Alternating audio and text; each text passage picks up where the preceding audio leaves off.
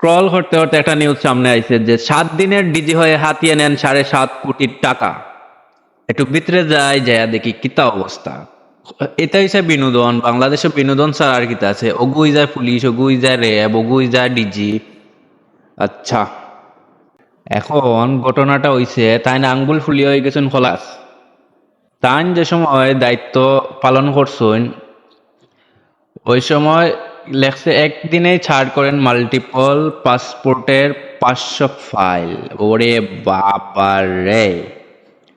কারণ দীর্ঘদিন ধরে ওই যে ফাইলগুলো আটকে রয়েছে এটার অনুমোদনের লাগিয়া তাই নিছেন 1.5 লাখ টাকা। মানে প্রত্যেকটা ফাইলের লাগি নিছে 1.5 লক্ষ টাকা।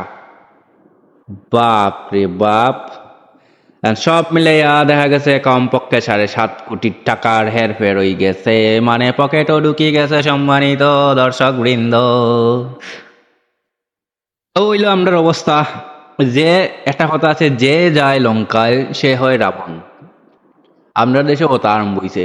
কদিন আগে একটা নিউজ দেখছে, ওই কিতা পূবালী ব্যাংকের এক কর্মকর্তায় ফোনে 2 কোটি টাকা লইয়া চম্পট মারি দিছে।